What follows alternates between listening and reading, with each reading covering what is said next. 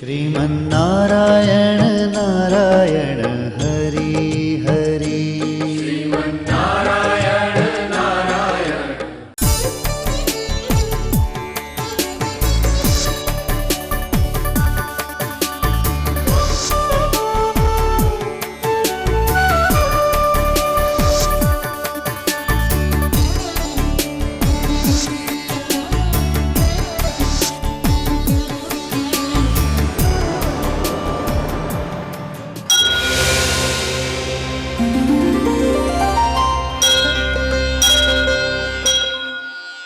ఈ కార్యక్రమం సమర్పిస్తున్నవారు అవార్డు గ్రహీతల మొట్టమొదటి ఏకైక original Thanjavur art academy, Kalasri Thanjavur art academy, door number 1164, near Panjagutta colony signals, Srinagar colony X road నుండి 9వ బిల్డింగ్, ఇండియన్ ఓవర్సీస్ బ్యాంక్ ప్రక్కన, హైదరాబాద్ 73. Website www.kalasriarttemple.com।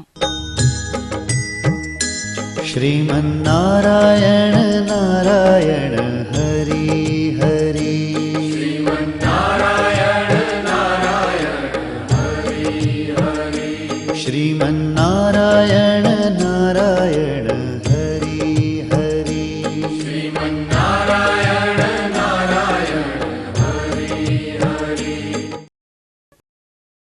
త్రికళా జ్ఞానంలోనికి సుస్వాగతం।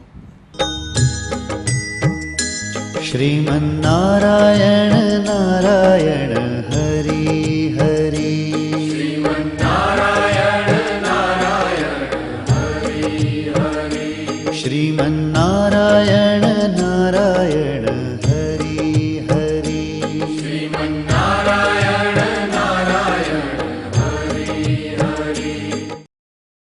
దశమహా విద్యలకి దశావతారాలకి నాకు దొరికిన చిన్న ఆధారాన్ని దారంగా పెనవేసి దాని యొక్క మూలాధారాన్ని కూడా ఇప్పుడు తెలియజేస్తున్నాను।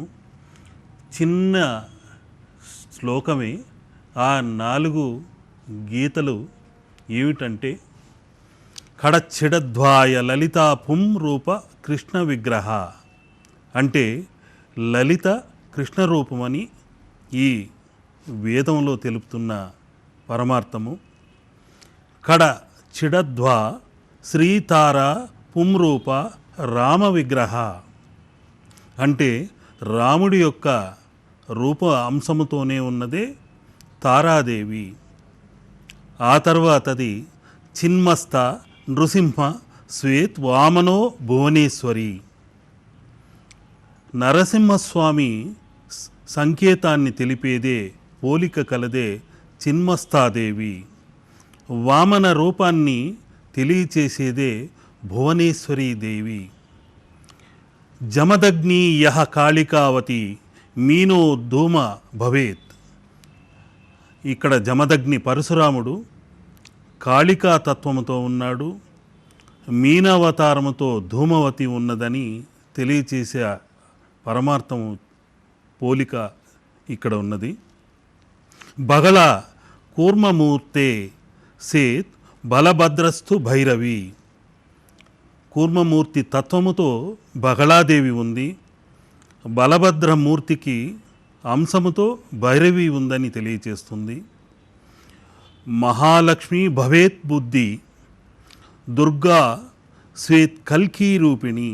ఈ విధముగా దశమహావిద్యలలో దశ అవతారములకు నాకు దొరికిన చిన్ని ఆధారముతో ఆ నారాయణులు వేరుకారు, ఒక్కటే, వారికి స్త్రీ పురుష భేదం అన్నది లేదు, అంతా ఒక్కటే, దైవం ఒక్కటే, శక్తి ఒక్కటే, జగన్మాత ఒక్కటే అని తెలియచేయడానికే, ఆ అద్వైత తత్వాన్ని తెలియచేయడానికే ఈ శక్తిమాతల ఐక్యతని, ఆ దశావతారాల సఖ్యతని ఏకం చేసి మమేకం చేసి ఈరోజు ఈ శుభ సందర్భాన తెలియచేస్తున్నాను।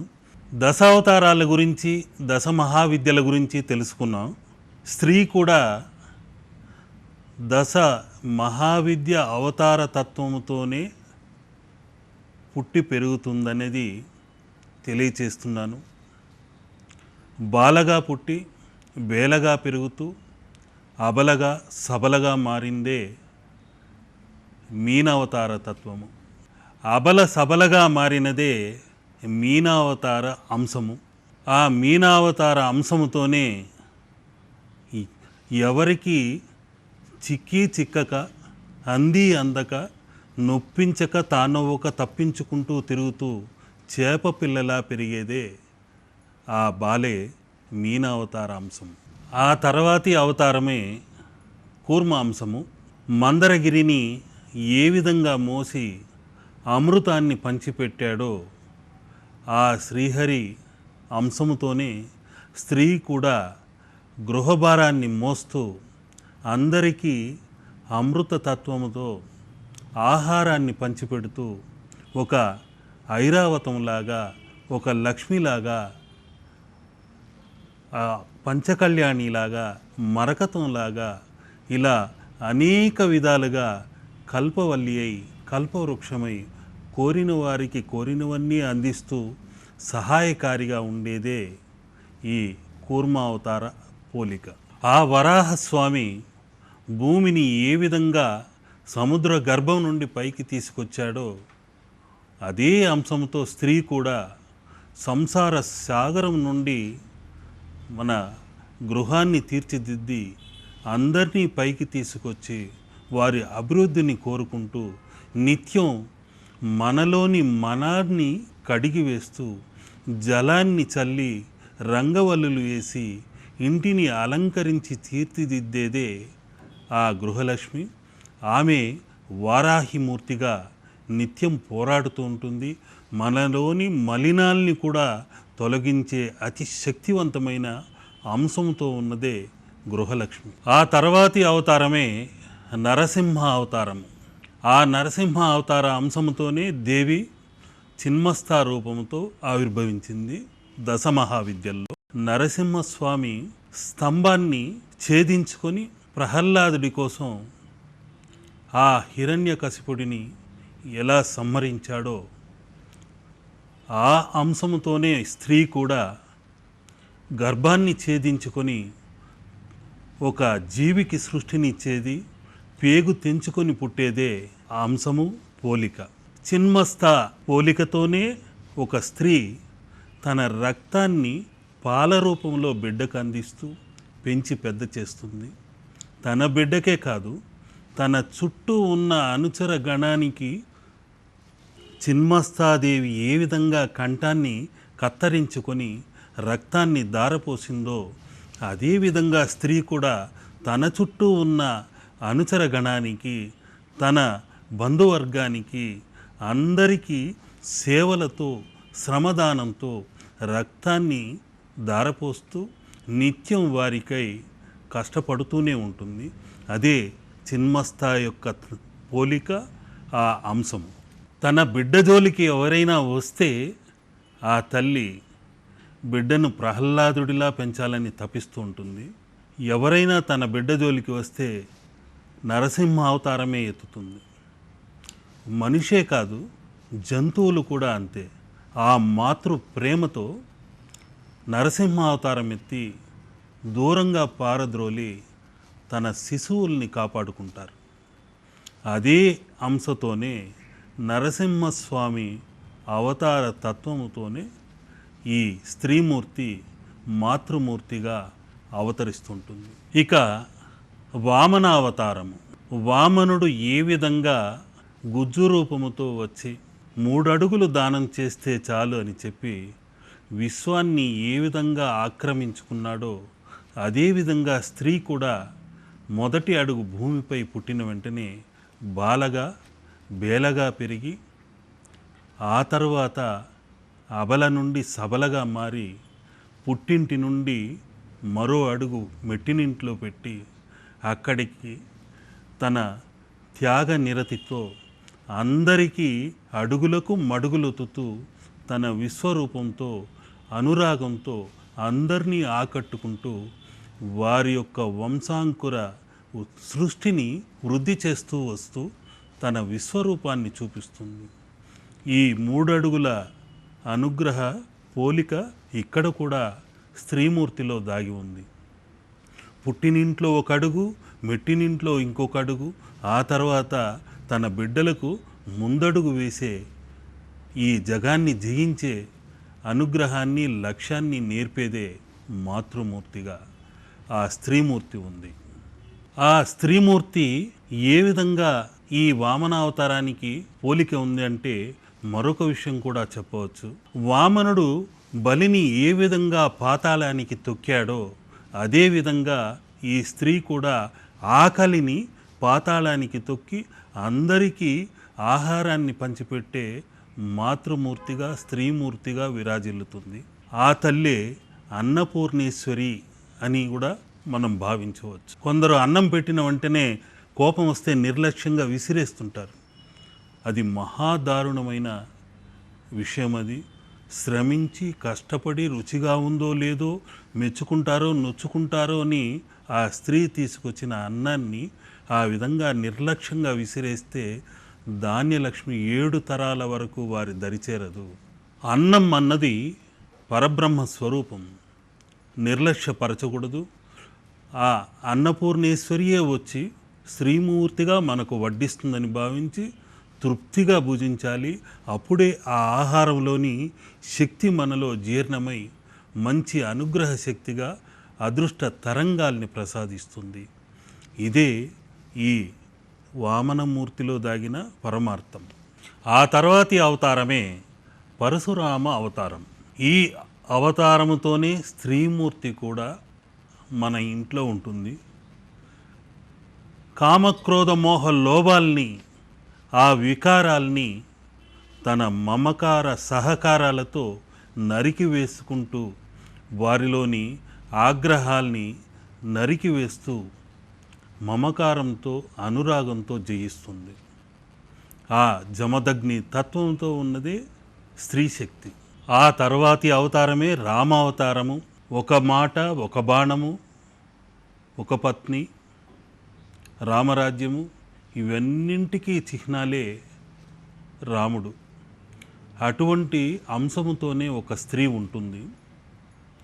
తన శీలముతో ఒకే ఒక మాటపై నిలబడి అగ్నిసాక్షిగా వివాహమాడిన వ్యక్తితోనే కాపురం చేస్తూ ఎన్ని అగ్ని పరీక్షలు ఎదురైనా ఎదుర్కొంటూ, ఆ సీత ఏ విధంగా అగ్ని ప్రవేశం చేసిందో అదే విధంగా నిత్యం చేస్తూనే కాపురాన్ని చక్కదిద్దుకుంటూ ఇల్లే రామరాజ్యంగా తీర్చిదిద్దేది ఒక స్త్రీ శక్తి. భర్త వైపు బంధువులని, తన బంధువులని అందరినీ ఏకం చేసి వారినందరినీ ఐక్యతతో, ఒకే భావంతో ఆరాధించే మూర్తియే స్త్రీమూర్తి. ఆమె సీతామహాదేవి. దశకంఠుడు అనే రావణాసురుడు ఎలాంటి వాడో అటువంటి దశగండములను కూడా జయించగలిగేదే స్త్రీమూర్తి. ఆక్రోశాల్ని, ఆవేశాన్ని, ఆగ్రహాల్ని, బాధల్ని, కష్టాల్ని, నష్టాల్ని, ఇలా దశతత్వములో ఉన్న అన్నింటినీ హరింపచేసేది కూడా గృహలక్ష్మియే. ఆమె రామావతార అంశముతో ఉంది అని గుర్తించాలి. బలభద్రుడిలా బలరామ అవతార అంశతో ఉన్నదే అనంత శేష నాగమణియే గృహలక్ష్మి. ఆమె వీలు దొరికినప్పుడల్లా తులసి మొక్కను పెంచుతూ, పెరటిలో ఆకుకూరల్ని పెంచుతూ, ఆయన నాగలి పట్టుకుని ఏ విధంగా పాడి పంటలకు కారకమయ్యాడో అదేవిధంగా ఈమె కూడా తులసి మొక్కను ఆరాధిస్తూ, ఆకుకూరల్ని వండి పెడుతూ, అన్నింటా పచ్చని కాపురానికి చిహ్నమై విరాజిల్లుతుంటుంది. బలరామ తత్వముతో బలంగా, మనోబలంతో దృఢంగా నిండు కుండలా ఉంటుంది. ఆ గృహలక్ష్మియే బలరామ అంశము. కృష్ణ అవతారములో బాల్యంలో శ్రీకృష్ణుడు అనేక కష్టాల్ని ఎదుర్కొని ఆ అసుర సంహారాల్ని చేసుకుంటూ వచ్చి ఆ తర్వాతే గీతోపదేశం చేసి లోకానికి అనేక విషయాల్ని తెలియజేశాడు. అలంకార శాస్త్రాన్ని కూడా తెలియజేశాడు. జగద్గురువు అయ్యాడు. అదే పద్ధతిలో గృహిణి కూడా బాలగా పెరిగి జ్వాలగా మారి ఇంటిని తీర్చిదిద్దుతూ రంగవల్లులతో వస్త్రధారణతో అలంకార శాస్త్రంలో లలితాదేవిలా వెలుగొందుతూ అన్ని కళలను పుణికిపుచ్చుకొని ఆ శ్రీకృష్ణుడి యొక్క అంశముతోనే ఆయన గీతోపదేశం ఎలా చేశాడో అదేవిధంగా భర్తకు పిల్లలకు హితోపదేశం చేసే పార్థసారథి ఎవరంటే ఒక్క గృహలక్ష్మియే. 10వ అవతారము బుద్ధతత్వముతో ఒక స్త్రీ అన్ని బాధ్యతలను తొలగించుకుంటూ మెల్లమెల్లగా పూజా పునస్కారాలతో యోగినిలా ఉండాలని ఆ పరమార్థముతో అన్నింట భక్తి మార్గాన ముక్తి మార్గాన నడుచుకుంటూ వెళ్ళేదే బుద్ధావతార అంశం. అదేవిధంగా కల్కి అవతారం కూడా 10వ అవతారం కిందకి లెక్కలోనికి వస్తుంది. ఆ కల్కి అవతారము ఏ విధంగా పంచకళ్యాణిపై దూసుకుంటూ ముందుకెళుతుందో స్త్రీ కూడా తన పిల్లలకు లక్ష్యాన్ని చూపించి ఈ నవసమాజంలో సమసమాజంలో పోటీ ప్రపంచంలో ముందుకు దూసుకెళ్ళే పందెపు గుర్రంలా మీరు ఉండండి అంటూ తన బిడ్డలను ప్రోత్సహిస్తూ ముందుకు నడిపిస్తూ కల్కి రూపిణిగా ఆమె మన ఇంట గృహలక్ష్మిగా కల్కిగా వెలసిల్లింది, విరాజిల్లుతూనే ఉంది, నవరాత్రులను ఆరాధిస్తూనే ఉంది. తానే శక్తి అయి సర్వమై సతదా సర్వదా అందరికీ ఆధారభూతమై ఉంది. ఇన్ని దశమహావిద్యలతో దశావతారములతో ఒక స్త్రీ ఏ విధంగా ఉంది, దశ విధ పరిణామముతో ఎలా ఉంది అనే ముఖ్యమైన ముద్రని ఇప్పుడు నేను చిత్రించి చూపిస్తున్నాను. అది లక్ష్మీ ముద్ర, అష్టలక్ష్మీ ముద్ర, అష్టకోణ ముద్ర, అష్ట ఐశ్వర్య ముద్ర, అష్టకారక ముద్ర, అష్ట దిక్పాలక ముద్ర. ఇలా చెప్పుకుంటూ వెళితే చాలా రకములుగా అనుగ్రహాల్ని కలిగించే విజయదశమి ముద్ర ఇది. ఈ విజయదశమి ముద్ర ఎక్కడైతే ఉంటుందో, నవరాత్రులకు సంకేతమైన కోణాలు ఎక్కడైతే ఉంటుందో అక్కడల్లా లక్ష్మి తిష్ట వేసుకుని కూర్చుంటుంది. ఆ తల్లి త్రిశక్తుల రూపాలతో నిత్యం మిమ్మల్ని ఆశీర్వదిస్తూనే ఉంటుంది. ఇప్పుడు నేను చిత్రిస్తున్న చిత్రంలో దశ కోణములతోనూ ఉంది, నవకోణములతోనూ ఉంది, అష్టకోణములతోనూ ఉంది.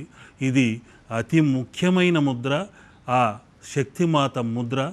ఎటువైపు చూసినా 45 డిగ్రీల కోణమే ఉంటుంది. అదే ఈ నవరాత్రి ముద్ర. నవశక్తి విజయదశ ముద్ర ఇది.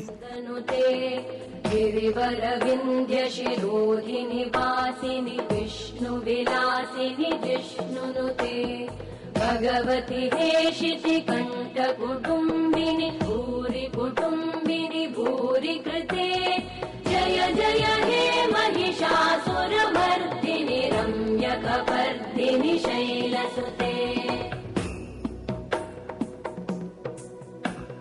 सुरवरवर्षिणि दुर्धरधर्षिणि दुर्मुखमर्षिणि वर्षर.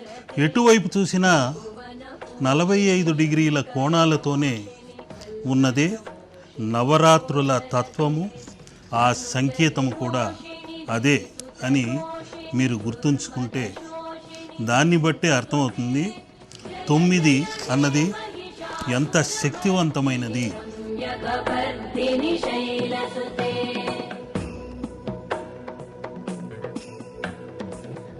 ఇది కూడా 45 డిగ్రీల కోణంతోనే ఉంది. కూడితే 9. 4, 5 అన్నది 4 అన్నది దుర్గాదేవి యొక్క సంఖ్య. 5 అన్నది బుధుడి అనుగ్రహం కలిగిన లక్ష్మీ సంఖ్య.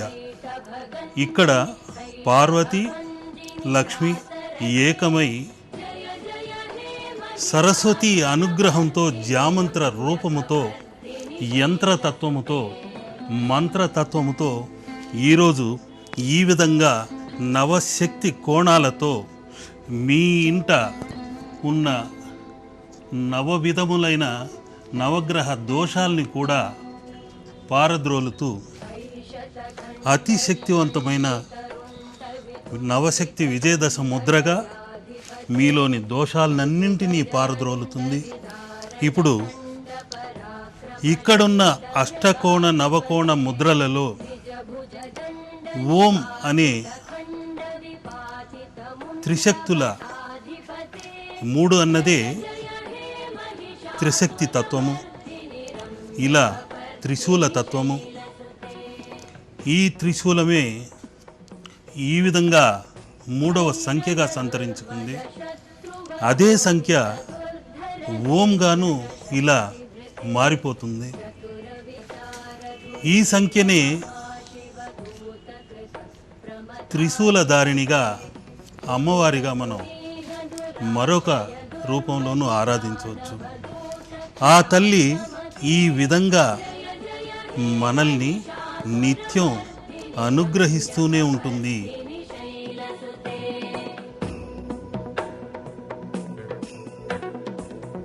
शरणागत वैरिवधूवर वीरभराभयदायकरे त्रिभुवनमस्तकशूल विरोधि शिरोधि कृतामलशूलकरे